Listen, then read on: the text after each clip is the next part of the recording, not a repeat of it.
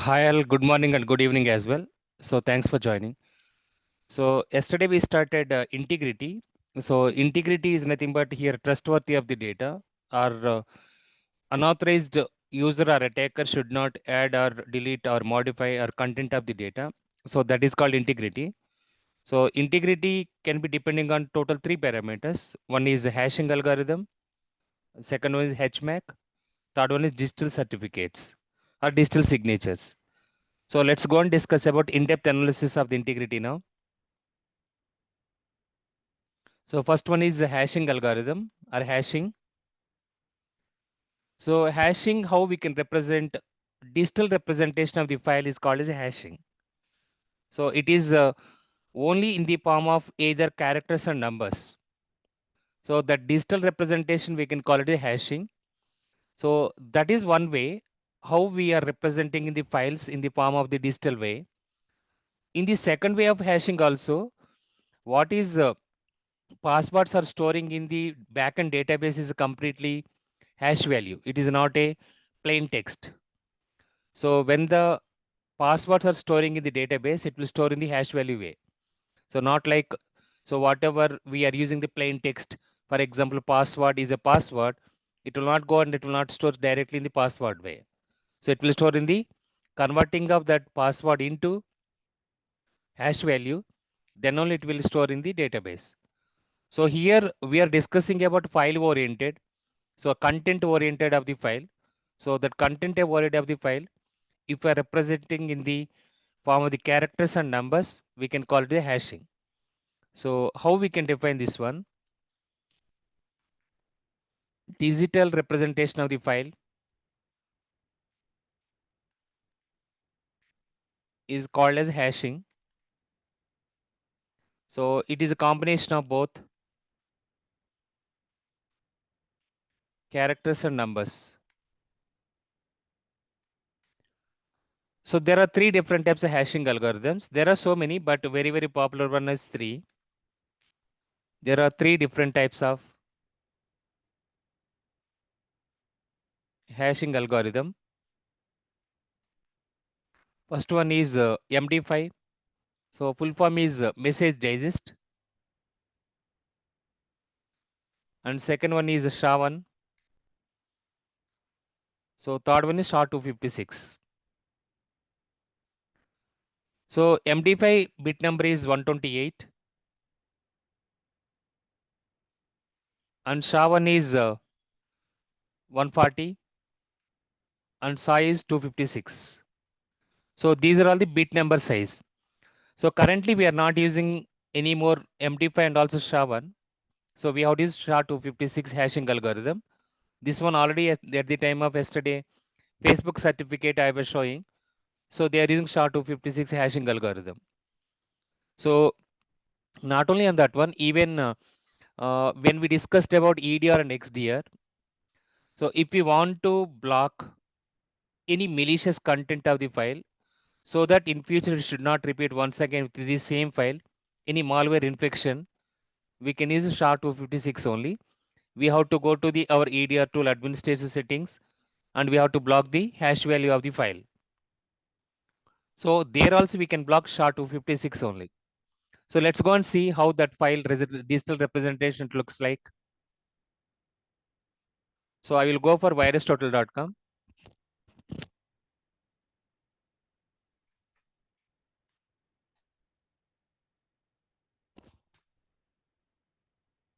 So it's one of the open source website. Here we can check the legitimate content of the file, and also we can check the hash value, and also we can check the domain validation, reputation, and also we can check the URL validation, everything. So here file you can go and choose a file, and I will choose example any of the file, whatever it is there in my laptop. So and I will doing confirm upload.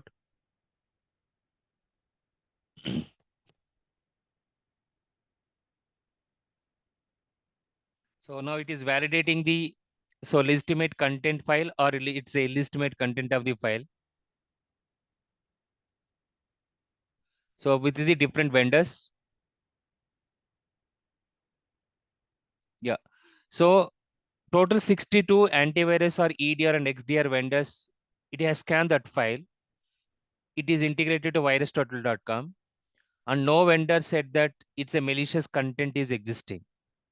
Okay, so now all these are vendors names. So Trend Micro, Kaspersky, Avast, NVG. There are so many vendors. So go to details here.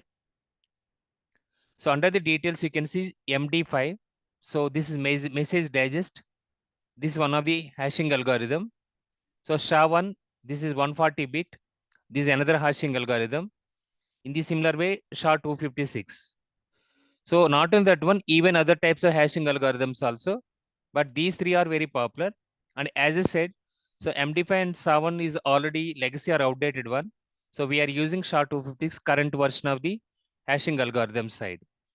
So this is a digital representation. Now whatever text file I uploaded in the virustotal.com, it is converted that one into digital form. The digital form, it contains the combination of both the characters and numbers. So that's why this is called as the hash value of the or hashing algorithm. So digital representation, if you are representing any of the file, that is called as a hashing algorithm. So now we have to use a hashing algorithm. This is for the integrity verification check. So whether it is an unauthorized user or authorized user, whether he is adding or updating or modifying or deleting of the content of the data.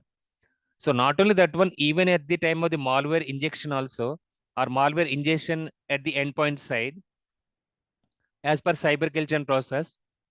So same thing.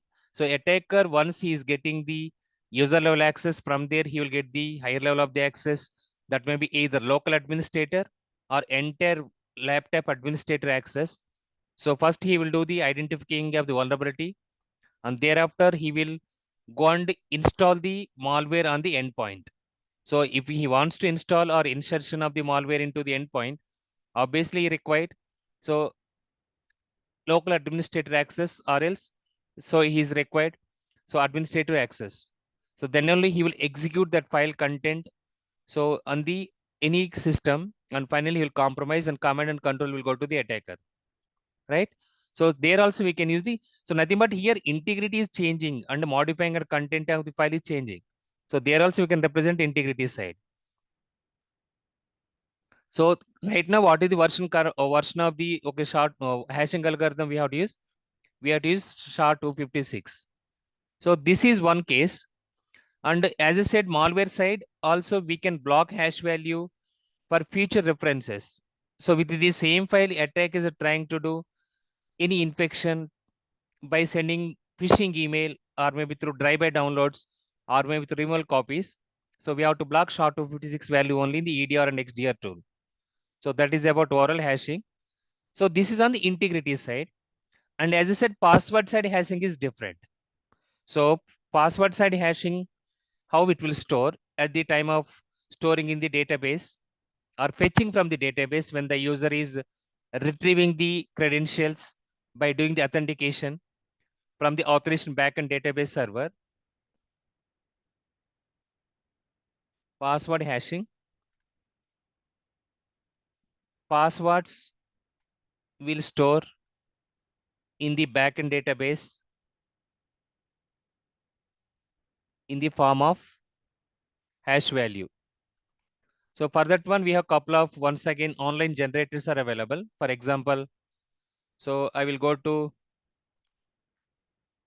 hash value generator.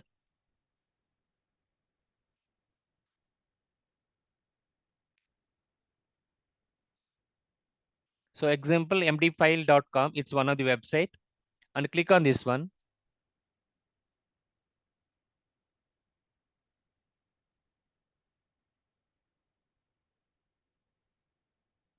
Oh, it is asking about sign up. So we'll go for another one then.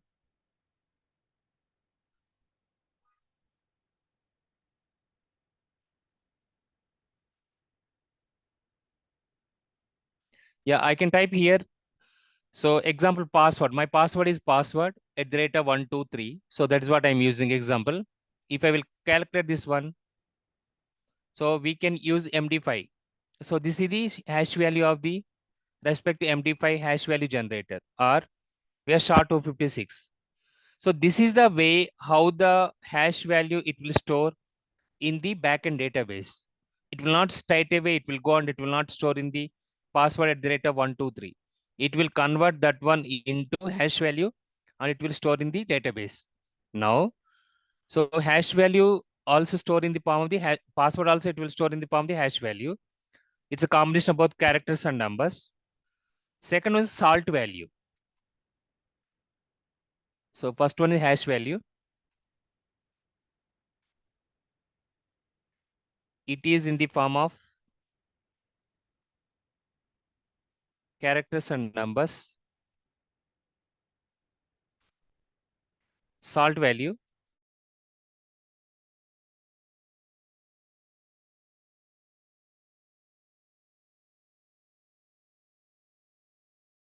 Database, network side, or application side, or cloud side, anonymously, it will generate one of the unknown number. So that unknown number, each and every case, it is different. So once again, it's a combination of the characters and numbers. One of the unknown anonymous number, it will be generated. For example, maybe now I am accessing the endpoint, or I'm accessing the application, or I'm accessing the cloud instance. In that scenario, one of the anonymous number it will generate. So ABCD1234. So now I am authenticating the domain controller or Active Directory. So now, so my system is logged out. So second time, once again, I am going and I am accessing the my Windows machine or my application or database.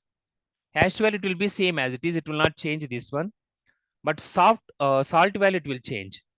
Salt value unique value for each and every transaction or every time authentication you are trying to access, it will change it. So that is the reason attacker is it's very difficult to guess the salt value. So now second time, this is the first time. So this is the password at the rate of 123, my password. It will convert and it will store in the hash value side. And first time when accessing, it will generate salt value as a ABCD1234, for example. Now second time, once again, after logging out, and I want to log in once again. So that time my username, my password will be password, second transaction side or authentication side. So this one will convert and it will fetch.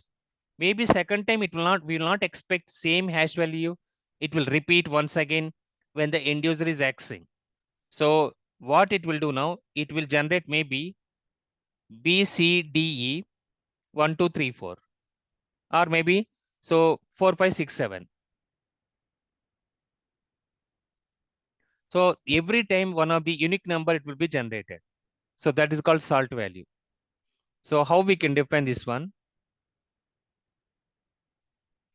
It is a unique number or unknown number will be generated when the end user is fetching the credentials or when the end user is authenticating the backend database server.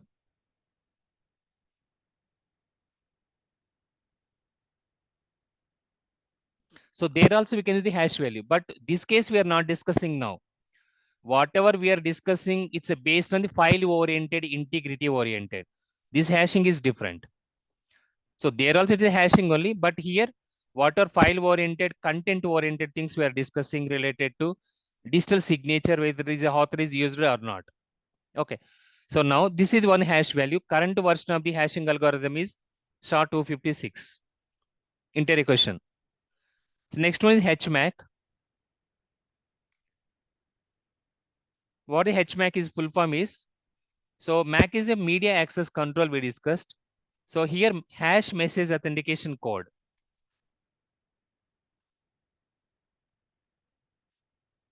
So why we can use this hash? So mainly it can be used to maintain the integrity. So whenever any unauthorized user, whether he's trying to do the body of the content of the file he wants to change, in that scenario, so integrity can be represented using the hash message authentication code. So whether he is changing the code or not. So body of the content of the file, whatever we are typing, for example, maybe take Excel sheet or maybe Word document. In that scenario, you are added some of the content of the file, maybe example SOP or root cause analysis document. So once the whoever got the authorized access to that file, so he's trying to change that body of the content of the file, then automatically HMAC it will give the alert notification stating that one of the end user is trying to change body of the content of the file, whatever we have written initially. So using file integrity monitoring solution, already we discussed FIM solution under the endpoint security. So using that HMAC also, so when the unauthorized user on behalf of the end user is trying to access, he is completely, it will generate the alert notification. That is one case. And second thing is integrity to maintain or preserve. So we can use HMAC to maintain integrity or data security. We will use HMAC. It's a backend mechanism, so there is no need to see front end side. Example,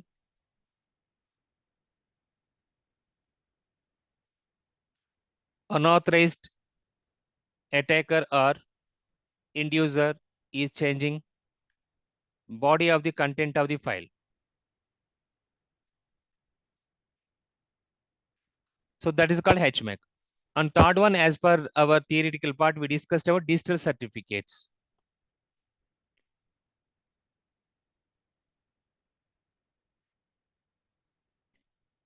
So integrity is depending on digital certificates also. So current version of the digital certificates, so it will maintain the integrity of the end user once he is providing the authorized signature part. So this digital signature is depending on one thing hashing algorithm. So current version of the digital signature, whatever we are using the part of the digital certificates is X.509 version 4. So that is the current version of the digital signature we are using. So digital signature, it will represent integrity of the end user and also authenticity of the end user. So current version of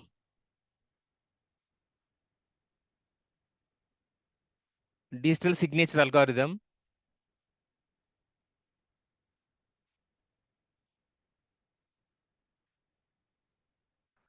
we are using in SSL certificates is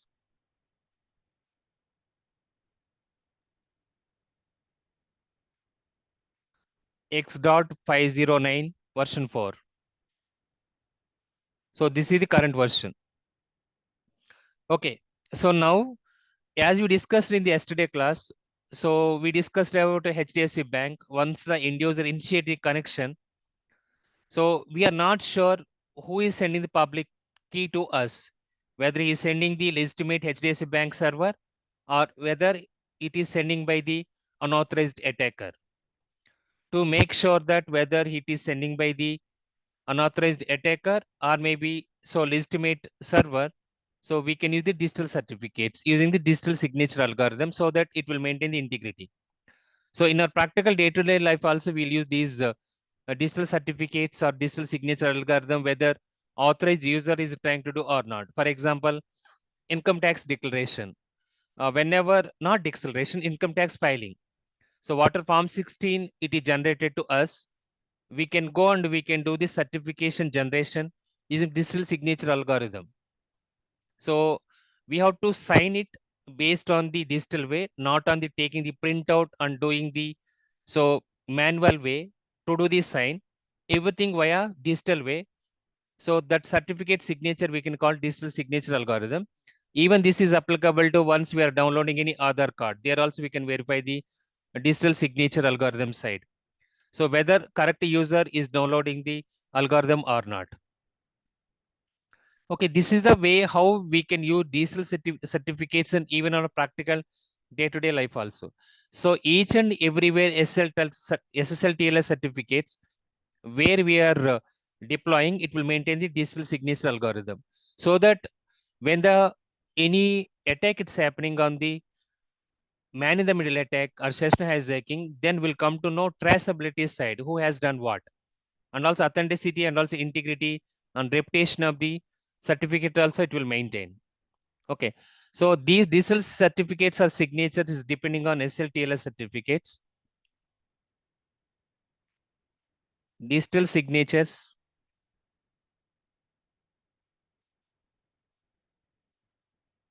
depending on SSL TLS certificates to maintain integrity. So now SSL TLS certificates.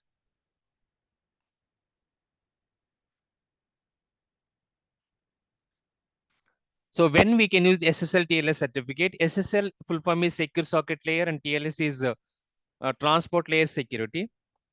So here when we have to use SSL TLS certificate on the self-signed and when we have to use on the purchased CS certificate, there are two different types of certificates to maintain the integrity, to maintain the authenticity, authorization, non-reputation, and also to maintain the encryption part.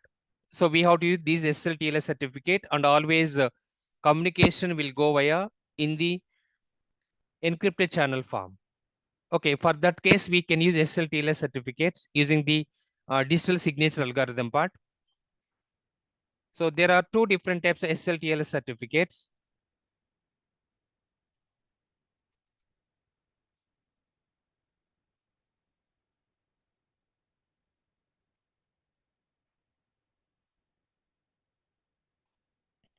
One is SSL, self-sign, sorry, self-sign.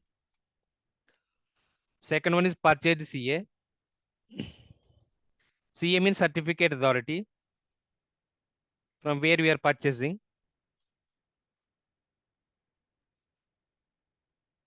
So self-signed and purchased CA certificate.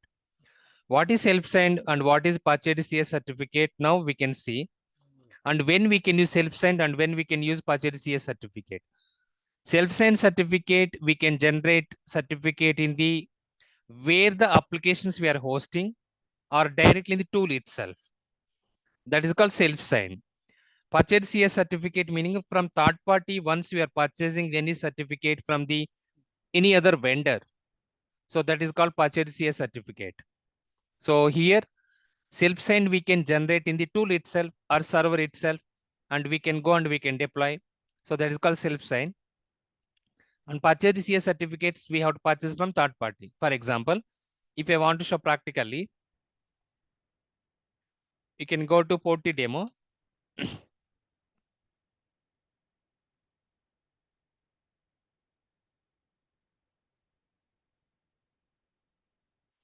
So demo username and demo password.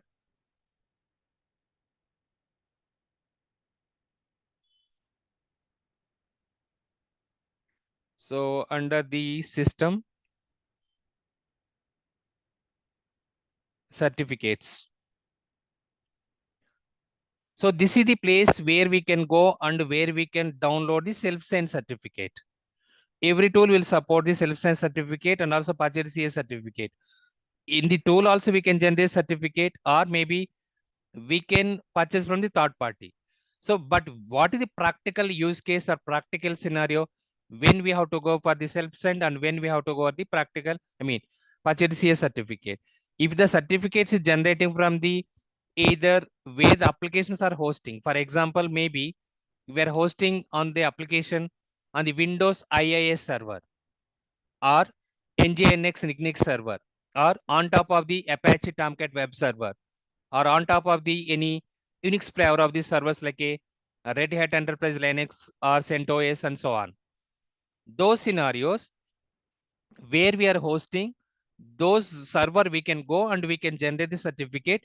That certificate we can go and we can deploy in the where the applications we are hosting. We have to run one of the command and we have to install the certificate. That is not our job, by the way. That one can be done by either server team or application development team. Okay. So now if I want to generate the certificate from our tool that is called self-sign, for this one, I have to click on add here and I have to give the subject here and you have to provide the address where the application certificate we are going to deploy it. So right now, maybe I want to deploy in the Hyderabad location. Then I can provide the domain name. For example, maybe so facebook.com, and also so that particular location is Nanak Ramaguda, Hyderabad, and pin code and so on.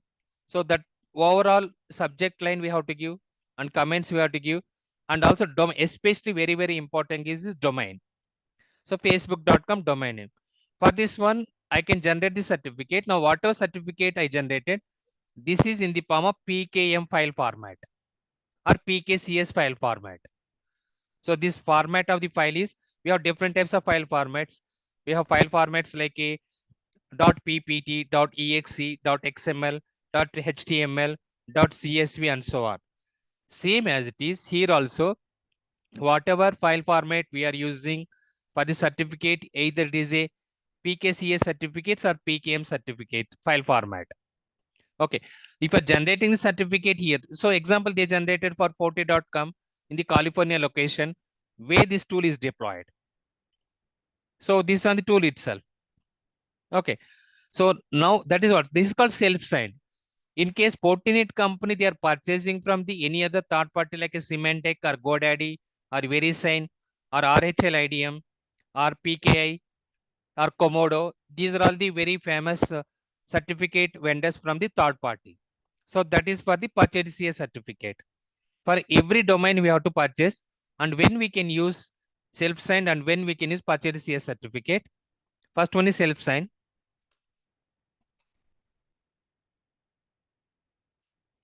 If the certificates are generating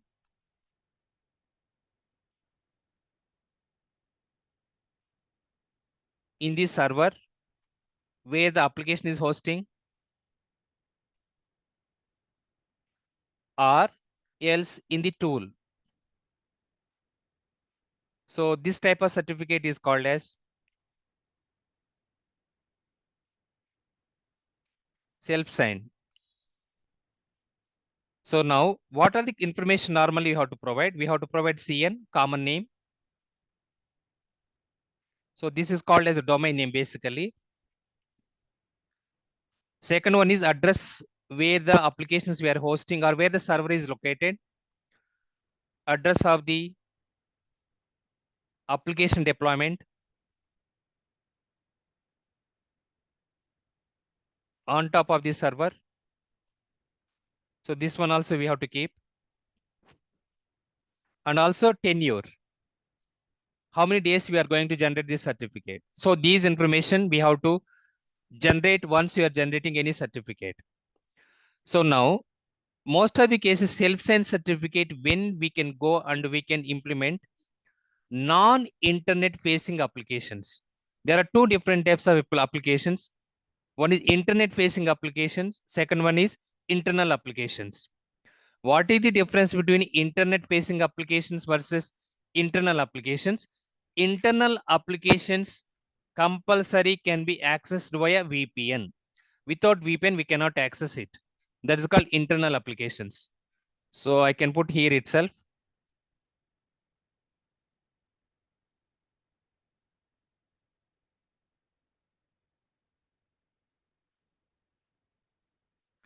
Types of applications.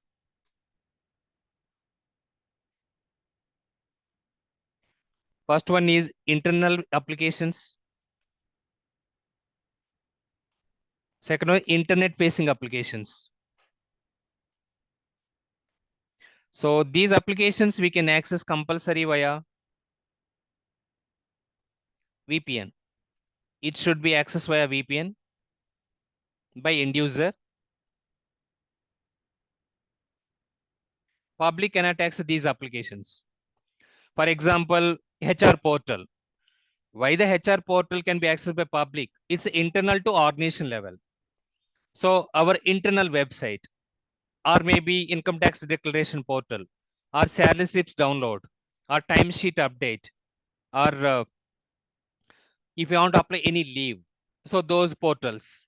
And also our respect to each and every team oriented internal tools also.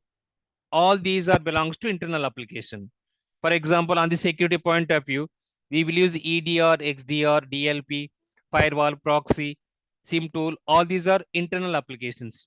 These applications cannot be accessed by public. So these applications also we should access by VPN. So that is security point of view. In the similar way, the website maybe they can use GitHub, or maybe they can use Jenkins, or maybe they can use Azure DevOps. So those are all from the DevOps oriented. Those applications also belongs to the internal. So if the applications accessing via internal through VPN should be accessed by internal employees, that is called internal applications. For these applications, anyway, compulsory we have to access via VPN. It's not a mandatory or must compulsory we have to go and we have to purchase the certificate.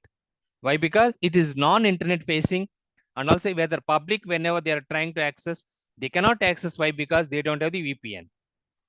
And coming to internet facing application, anyone can access from anywhere. These applications are facing outside. Anyone can access from anywhere without VPN. For these scenarios, compulsory is better, not compulsory, it's a must to purchase CA certificate from third party.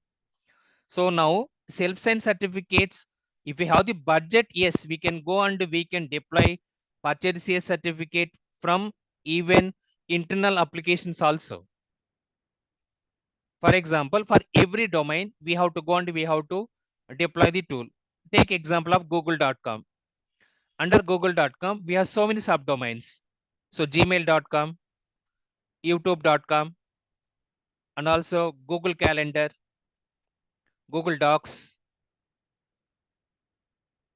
Okay, so Google Meeting, Google Maps, and so on. Everything is like a now additional subdomains. Each and every domain, if you want to purchase certificate for 1 year, we have to pay $200 as per Komodo. As per PK, it's $120. For one certificate, if you want to purchase from the any other third party vendor, we have to pay okay $200 for 1 year. So now, okay, take these example, these certificate itself. So total 5 or 10, maybe our organization contains combination of the internal plus internet applications. Maybe you have 200 applications altogether. You're purchasing certificates for these 200 applications from the external purchase CS certificate from GoDaddy or VeriSign or DigiSet or Google Trust Services or Symantec and so on. 200 into $200 per 1 year. So that will come approximate 40k USD dollars. Only for certificates cost itself, we have to invest, or we should be budgeted around 40k USD dollars. In case applications are there, 1000 applications, okay, we have to pay 200k USD dollars. It's a very, very high amount. Only for purchasing the certificates itself, we are keeping that much budgets. So then we have to purchase lot of other tools also, and we have to think about other budget as well. So then overall cost as compared to revenue generating, it will dominate. So that is the reason we have to keep budget as much as less possible. As I said, yes.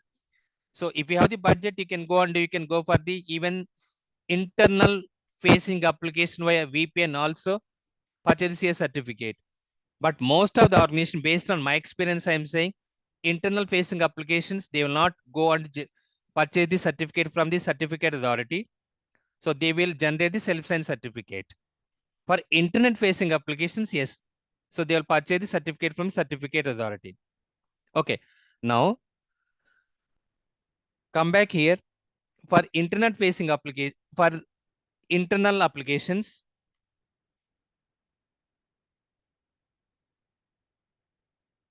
We will use self-signed certificate. So that is about overall self-signed certificate. It's a free of cost. There is no need to pay any money. Self-signed certificates are free of cost. So that is about overall self-signed certificate. Now purchase here certificate. Second one.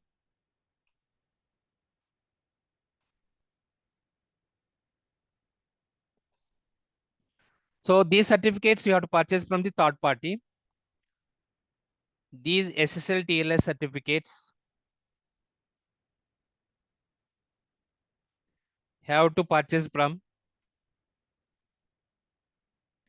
third party vendor, a third party vendor, other third party vendor.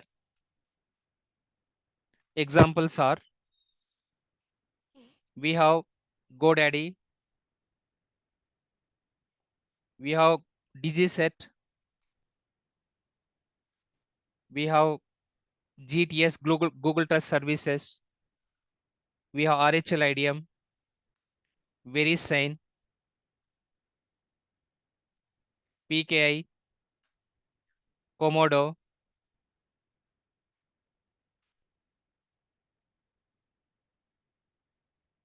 Symantec. There are so many. Yeah, these are the couple of examples of the third party vendors. Now, whenever if you want to purchase the certificate, what are the information we have to provide to the third party vendor? So we can provide the information of common name or fully qualified domain name, host name. If you want to purchase certificate, we have to provide below information to third party vendor.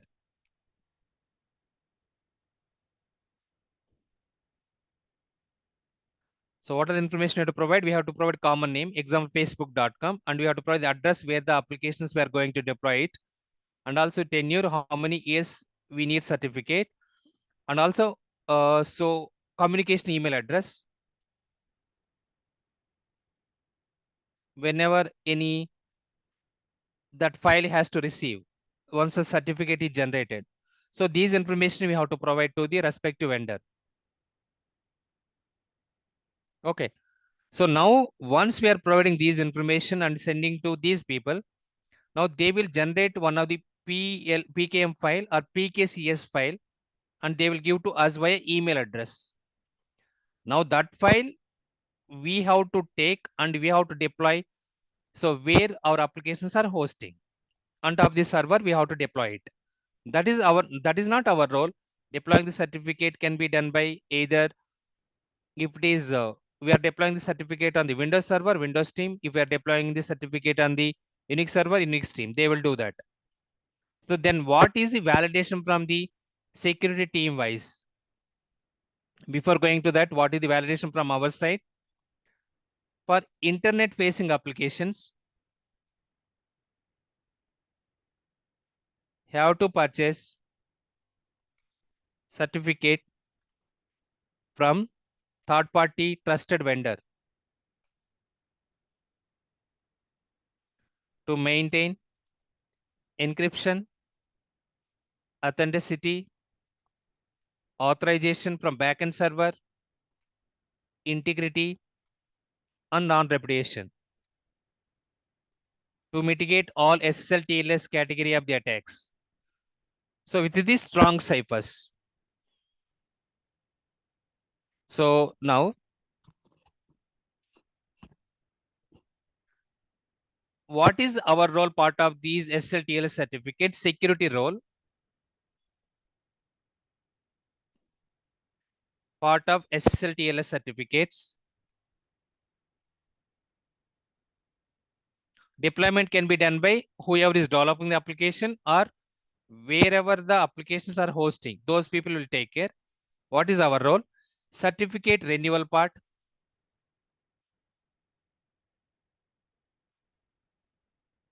Second one is, what are the ciphers we are using in the certificate side? Verifying of or validating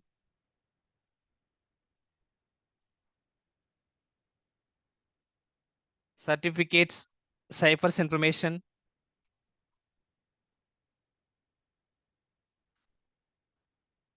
Okay. Third one, suggesting or giving advice whenever internal stakeholders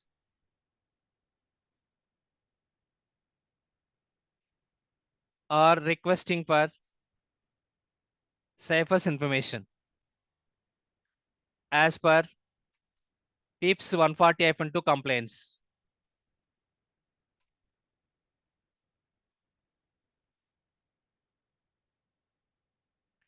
So these are all things we have to verify. Renewal part. So for example, yesterday we have seen Facebook application is going to expire on November 14th.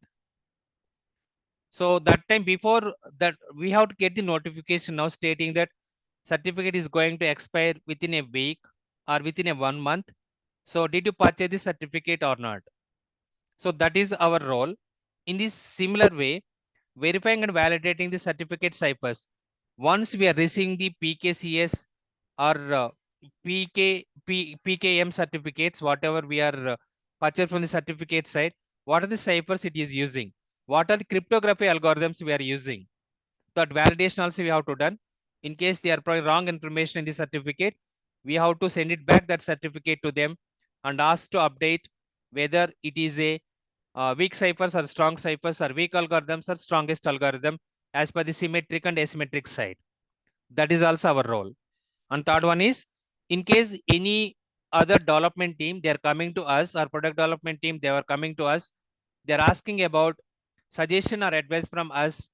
So which certificates we have to use or which ciphers we have to use whenever we are developing any application side. So then we have to provide either DS or AES or 3AS or Diffie-Hellman or ECC, electrical curve cryptography, or NAPSHAC. Okay. So RSA or DSA, those advices we have to give as per FIPS 140-2 compliance. So these verifications from our side. This is not only applicable to our on-premise level, this is applicable to cloud instance also. So couple of times, even Azure environment and the Amazon Web Services or OCR GCP side. So they will use a TLS 1.2 or TLS 1.3 or TLS 1.0 data at a transit level.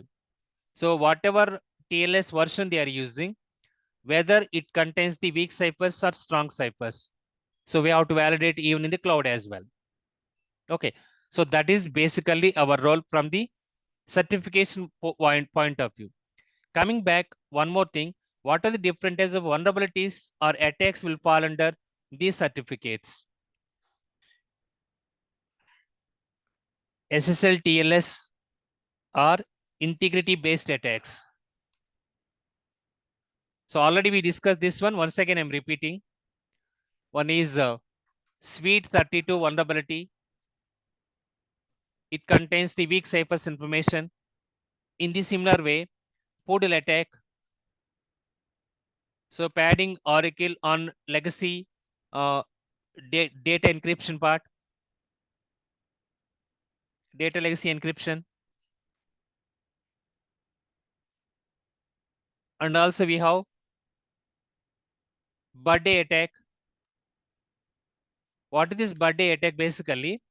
If two different files contain the same hash value, what will happen? Either collisions or conflicts will occur. So that collisions or conflict, we can call it as a birthday attack. First of all, whether that option is possible, two different files has the same hash value, it's not possible. In case it's a possible, or maybe one file contains the two different hash value also. What is the birthday attack here? So there are two ways we can define this one. One is two different files has the same hash value, collisions or conflicts will occur. So that attack is called birthday attack. Otherwise, same file contains two different hash values. So those scenarios also collisions will occur. These collisions we can consider as a birthday attack. And also we discussed about one more attack, heart to bleed attack. If we're using any outdated version of the SSL 1.0, 2.0, 3.0. So what are the SSL versions we discussed here? SSL versions are already SSL we are not using anymore. It's a completely legacy or obsolete or outdated versions. SSL 1.0, SSL 2.0, SSL 3.0. So these are all the legacy version, and we should not use any more SSL version. But even though we'll call it as certificate is SSL TLS certificate. So we are not using any more SSL side. And coming back TLS side, TLS versions are TLS 1.0, TLS 1.1, TLS 1.2, TLS 1.3, TLS 1.4. Right now it is in development state. It's called beta. Very soon we are going to get that one also. Even couple of times whenever we are running the vulnerability scanning or third-party software scanning, vulnerability scanning on the OS level and third-party software scanning on the application side. So these legacy versions of the SSL or these TLS versions, it will appear in the report, vulnerability report. We can go and we can validate. These are all outdated one. We should not use anymore. It contains weak ciphers. This one also weak ciphers, dangerous one. So it has a lot of vulnerabilities as well. So current version of the TLS is we are using TLS 1.2 and TLS 1.3. And here we can use, as I said, combination of the two different cryptography algorithms. The one is symmetric, one is asymmetric side. For example, we can use like a Diffie-Hellman plus, DEES plus, RSA plus, AES. These combinations also we can use the cipher point of view. So we should not use like RC4 and RC5 or two fish, blowfish or Mars. Those are all outdated one. In case symmetric side, if you want to use any algorithm, so what is the current version of the algorithm? We can use the ciphers as a either DES, AES or 3S. Remaining all other, okay, so all other ciphers or algorithms, we should not use it. So this combination also we can use in the TLS 1.2 or in this TLS 1.3. Not only this one, even other combinations also we can use it. Okay, so that is about overall SLTLS certificate. If we are providing this certificate, what we can maintain? As I said, we can maintain about integrity, we can maintain about authenticity, authorization, and also digital signature, and whether legitimate server is sending or unauthorized attacker is sending. Those verifications, everything can be provided by part of the integrity. Okay, so now SLTLS certificates I provided here self-signed and also purchased CA. So hope you understood this one, and I am not providing any tabular format. So self-signed, if you're generating certificate in the server, so that one we can call it as a self-signed, or if you are generating in the tool. So for example, if we are generating the tool like an SS or EDR, or maybe in the firewall or proxy or SIM tool, that is also called self-signed. So for most of the internal facing application and can be used by our internal employees via VPN, for those certificates or those websites, we can use self-signed to reduce our budget, to reduce cost of our company. So it's a freely available certificates. We don't need to pay any money for that one. Okay, so that is the difference between self-signed versus purchased CS certificates. That is our overall cryptography. If you are using this cryptography, so main thing is we can maintain the man in the middle attacks. That one we are going to discuss in our next class. And also we can maintain the session hijacking attacks. And also we can maintain the Suite 32 vulnerability issues, portal attack issues, hard to bleed attack issues, integrity based attacks as well. Okay, so that is about overall cryptography concept. Okay, so far we completed in the application side. So SDLC versus SSDLC. And also we discussed about cryptography. And we have two more concepts, WAF and WASP top 10. So now I will go with WAF. So coming back on the cryptography overall topic, what are the questions we can expect? We can expect SSL-TLS handshake, and we can expect one more question is the differences between symmetric and asymmetric. So these two questions we can expect. So one more maybe, what is the difference between encryption and hashing? So that is one of the question we can expect. And also, what is my hash value and salt value? These 4 questions from the interview point of view. Okay, certificate just for understanding purpose only explain, but they will not ask any certificate oriented questions.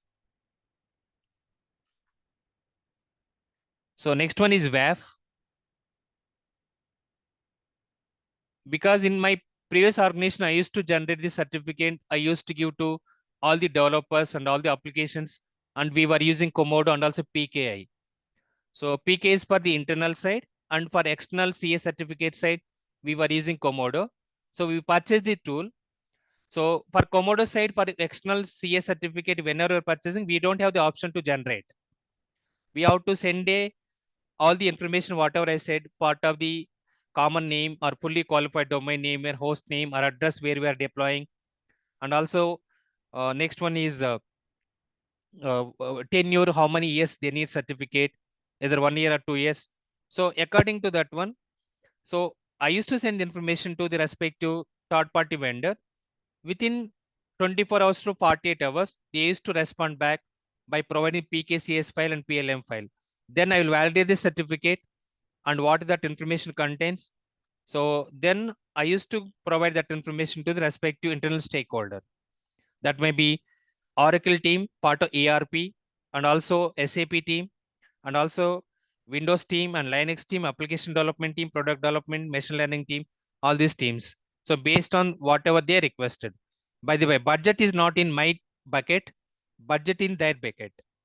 Whatever certificate we are purchasing, it's not for my revenue generation. So it's for their revenue generation. So obviously they have to pay money to the where they are developing the application. If it is for ERP side platform like a Oracle or SAP, whatever databases and ERP platforms they are using for the payment transaction side, salaries or debit or credit and so on, whatever application we are using, HR portal, those scenarios, it will fall under the SAP side. This is the way how we segregated budget as well to reduce the security cost. Everything if we want to bear ourselves, then security budget will become very, very high. Okay. So that is about overall certificate side and cryptography side. And the web application firewall.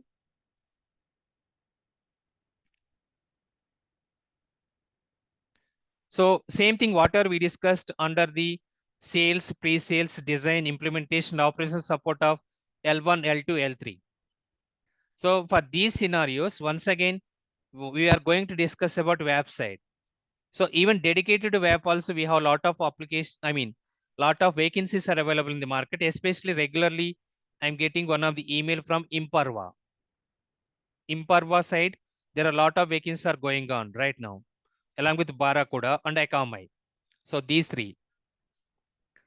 So what is web? RK, Yeah, please. sorry. I have a question with the cryptography. Mm, So when we enter any URL, right, in the mm, Google Chrome, we can go mm, to the log and we can see the certification and everything. But mm. when I see the same thing in the Internet Explorer, I cannot see anything. Like now, it does not represent anything. Like now, it shows like it's been secured, but I don't see the RSA thing and all those things. So is there Okay. anything? Are you using Edge or are you using Internet Explorer? I think Edge. Okay, let me check. So let's go to CloudStack. So yeah, I'm going to Edge now. Mm. Yeah.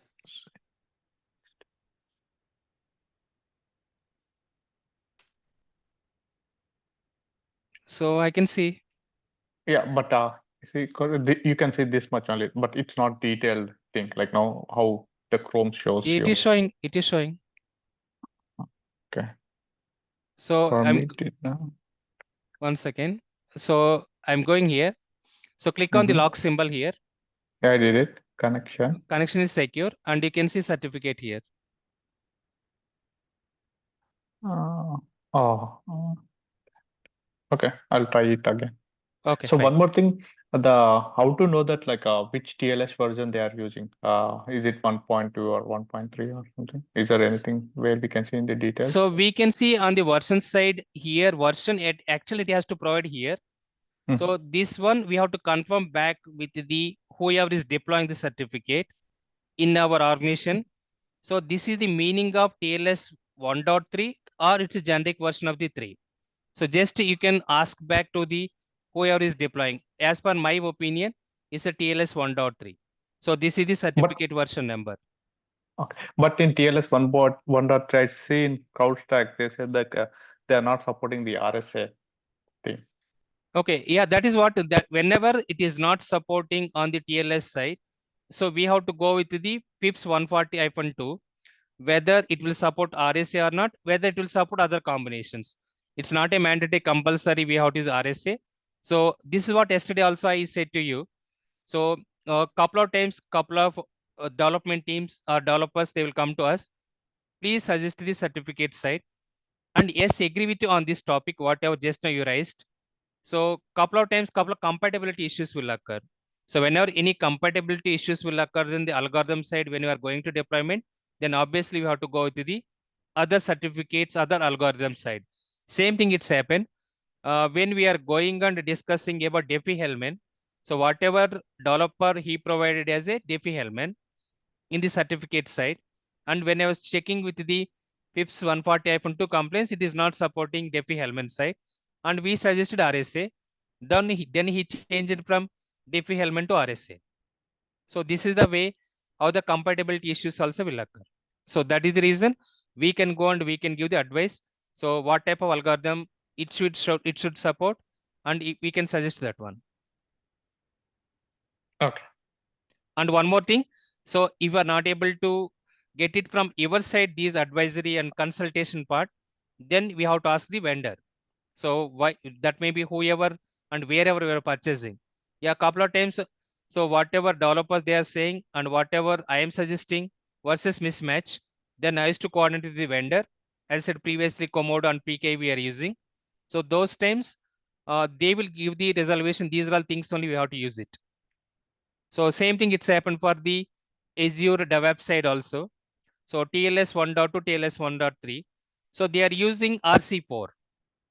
RC4 we should not use anymore in the data transit level, but they created so RC4 along with the TLS 1.1. It's already outdated and legacy one. So then I suggested you should not use this one because I had to do security assessment also, cloud security assessment and application security assessment. So like auditing kind of role. Whenever I went and I verified these certificates and security access control on the risk assessment and business impact analysis side, I came to know that they are using TLS 1.1 along with RC4 and so RC5 and also DES. So that we should not use it. Later I suggested you should not use this one. And so based on this one, maybe attacker will try to do Suite 32 or any other critical vulnerabilities existing. Then I changed the certificate from existing ciphers to the new ciphers, whatever I provided. So that is whatever I given suggestion as a, you can go with the DS 1 dot, sorry, DS or AES and 3AS or RSA or Diffie-Hellman or Knapsack or ECC along with FIPS 140-2 compliance. And also upgrading the version from TLS 1.1 to TLS 1.2 or 1.3 within a week time based on the patch policy whatever we do have. So they upgraded to TLS 1.2. So this is the way how the practical real time we can work with our internal stakeholders. Is it clear? Yep. Okay, done. So let's go for next topic, WAF, web application firewall. On the web application firewall side, so same thing as I said, we can discuss about overall life cycle from the sales to till the operational support. And yesterday Ravikant or someone is asking, so whenever any WASP top 10 category or man in the middle data category of the attack it's happening, which tool we have to use and how can you troubleshoot or how can you analyze and how can you do investigation. One of the tool is called WAF. Along with that one, we can use SIM tool and we can use next generation firewall and we can use other tools also. So coming back in the WAF also, we have the functionality of, so we did not discuss it. Okay, so next generation firewall or network security. So I can show anyway, now we're discussing about WAF. Every firewall, it will support 70% of the web application firewall capability also, even though next generation firewall will work on the layer 3, layer 4, and layer 7. Okay, so next generation firewall and network firewall, it will work in the especially 3 layers, but it will work on all the layers. But more important layers are layer number 3, network layer via internet, layer number 4, transport layer, and layer number 7, OSA layer of the application layer. So nowadays, as I said, next generation firewall also, it will provide the 70% of the web application firewall capability also. Go here, security profiles, and click on the WAF, web application firewall.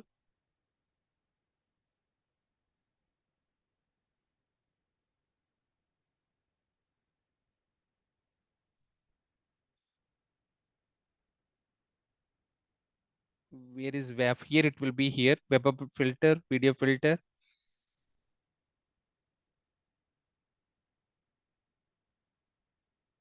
application firewall. It should be.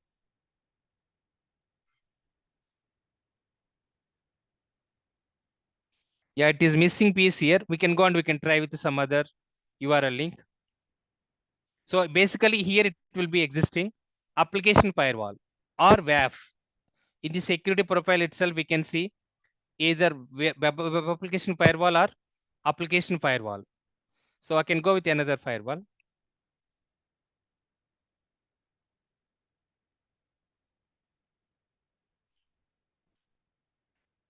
Sometimes this FortiGate demo firewall, it is showing as a weird thing or abnormal activity.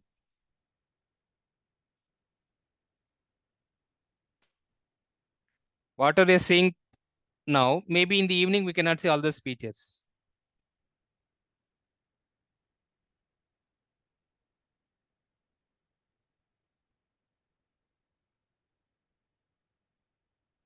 Yeah, current it is not showing, but anyways, maybe tomorrow I will try to show this one. Here, one more option is available.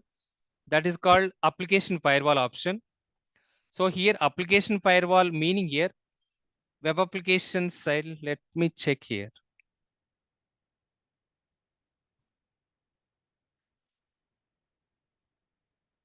So not this one.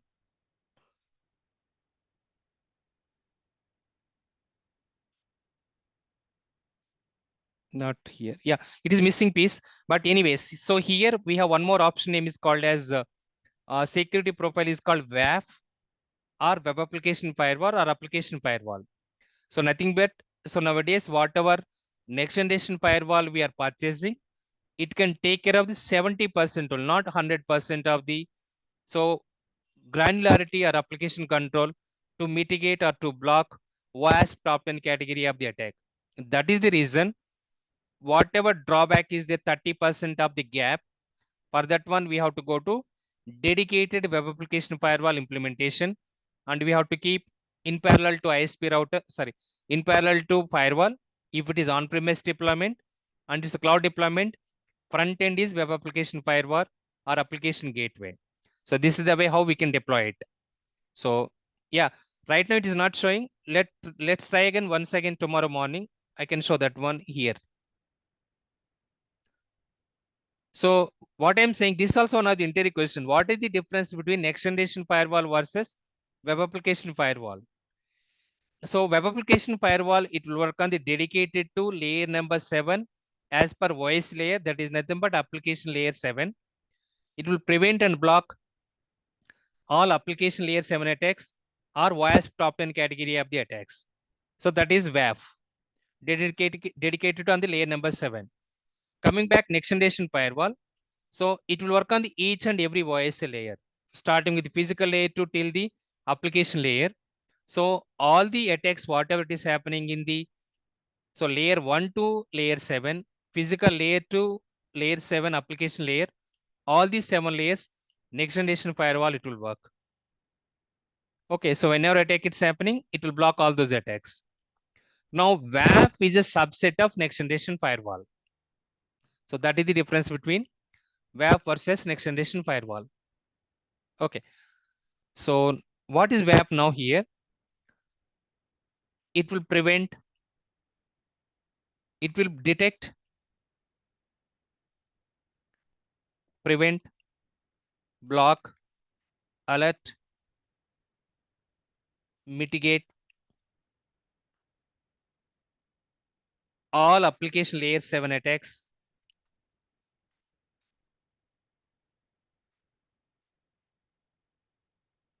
or OWSP top 10 attacks. So that is called WAF here. So it will do detection, it will do identification, it will do alerting, it will do blocking and preventing and safeguarding all the layer 7 attacks. Okay, so layer 7 attacks, what are the layer 7 attacks we have? WASP top 10.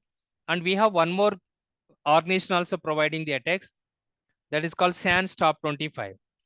But SANS top 25, 99% of the cases we are not using. We are using most of the cases WASP top 10 only, because all the tools, whatever, it's the accurate results, basically WASP top 10. That is the reason even whatever development related tools we are using, like a code scanning or TPS scanning or BARP suite automated dash scanning, even dedicated web application tools also, they deployed against WASP top 10 category only. They did not develop the respective tool based on SANS top 25. Okay, so because it is a well established and regularly used framework as compared to SANS top 25. Okay, so now, so what are the WASP top 10 category of the attack? That is our next topic. That one, there we are going to discuss about WASP top 10. Now here, web application firewall, in the application layer 7 side or application side, whatever attacks are happening, it will detect. So how it will detect? Based on the two different types of the detection methods. One is called signature based detection mechanism. Second one is called as a machine learning or artificial intelligence mechanism. According to these two things, it will detect, or it will monitor, or it will alert. If signature based, automatically it will block those WASP top 10 category of the attacks. That may be cryptographic failures or insecure design or SQL injection attack or cross-site scripting attack or CSRF attack or broken authentication or broken access control and so on. If signature will match, it will block it. In case it's a new category of the attack, it's unknown category, there is no signature is available. Now, based on the behavioral pattern and based on the historical analysis, based on the past data, it will go and it will verify. In case in the past data it is existing, what is the action we have done? So can we do automatic response or not? If it is not there, at least, so when the abnormal activity, when the attack is trying to do, it will generate the alert notification. So it will detect, it will do the alert notification, and also it will prevent and it will block. It will take care of overall things. That is called WAF. Now, if we want to purchase the WAF, how we can purchase the WAF and what is the licensing option is depending on. So licensing,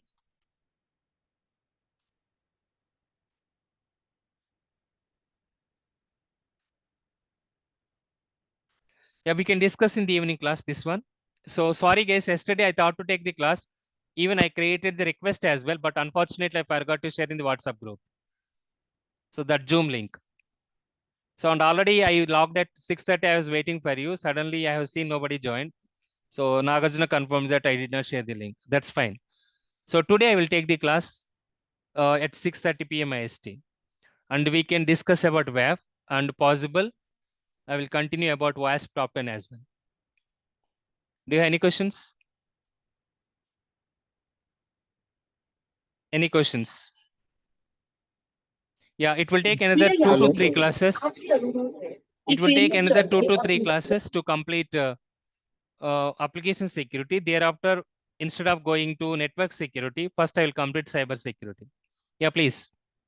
So what are the while scanning in CL any other scans, you get related issues. No? What kind of issues will face? Sir, your voice is chopping. Certificate Can you please repeat? in HCL app scan, what kind of issues we will face regarding certificate? Yeah, in the application side, renovation of the certificate or renewal of the certificate. And also we can see about what are the top 10 WASP top 10 attack site attacks it is appearing, what are URL you are trying to do, scanning site, and also that is nothing but our SQL injection or cross-site scripting attack or null or buffer overflow attack. These are all the different types of attacks we can see. Along with that one, also we can see couple of attacks like TLS versions. And coming back on the SLTLS certificate side, if you are installing the certificate on the host level, we cannot see anything related to Suite 32 or we cannot see anything related to weak ciphers information. But we can see session hijacking related to CSRF attack, SSRF attack, nothing but cross-site request forgery or server-side request forgery or click jacking attack or one-click attack or cross-site scripting attack, one seconder that one, three attacks. These are all the attacks we can see using IBM app scan. Any other questions? That anyway, I will cover tomorrow class. Yeah. Okay, then thank you so much and see you evening at 6:30 p.m. IST. Have a great day. Thank you.